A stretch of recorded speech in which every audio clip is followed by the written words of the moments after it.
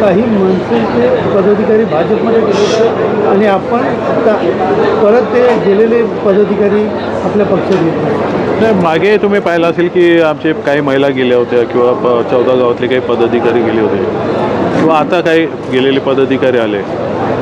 हे एक क्षणापुरते काहीतरी विचार करून डोक्यात आणून, तरुण पोरं असतात, काहीतरी डोक्यात विचार घेऊन जातात आणि मग तिथे गेल्यावर पस्तावा होतो. असे बरेच प्रकार आमच्या कानावर येतात. मग ते सांगतात की दादा नाही, आम्हाला साहेबांच्या पुढे कुठे जाता नाही येत. जी मजा या पक्षात काम करायला आहे, तरुण रक्त आहे आणि दुसऱ्या पक्षात गेल्यावर त्यांना त्यांचे लिमिटेशन समजतात आणि आम्ही मोठ्या मनाने त्यांना प्रवेश देतो. परंतु जे कोणी पैसा किंवा आर्थिक व्यवहार करून गेले असतील त्यांना आम्ही घेत नाही, हेही तेवढंच करेल. याच्या मागे सर्वात जास्त कोणाचं श्रेय असेल तर ते झेनझेनचे.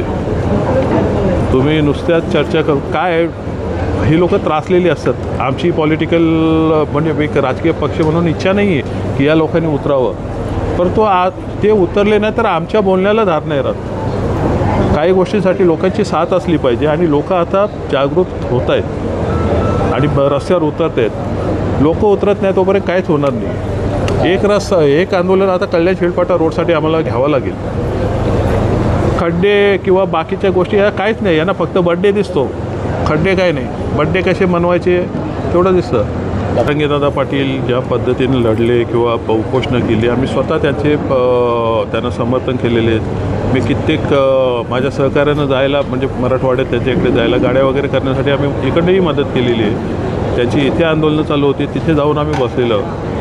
मान्य राजसाहेब तिथे गेलेले आहेत. त्याच वेळेस मान्य राजसाहेबांनी जरांगेदादांनी सांगितलं होतं की हे राजकारणी निगरगट्टे आहेत, तुम्हाला फसवतील. आज तेच झालं.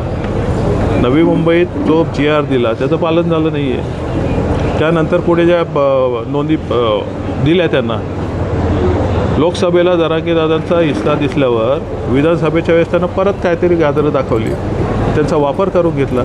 वापर केला असंही नाही बोलता येणार, ते खूप सुज्ञ आहेत जरांगेदादा. परंतु त्यांनी एक चान्स दिली की चला आपण यांना चान्स देऊया. गोष्टी बऱ्याच पुढे गेलेल्या आहेत, दुसरं सरकार आलं येणार नाही. त्या अनुषंगाने त्यांच्याकडनं मदत झाली या दोन्ही पक्षांना आणि आता मान्य राजसाहेब बोलले तेच दिसून येते.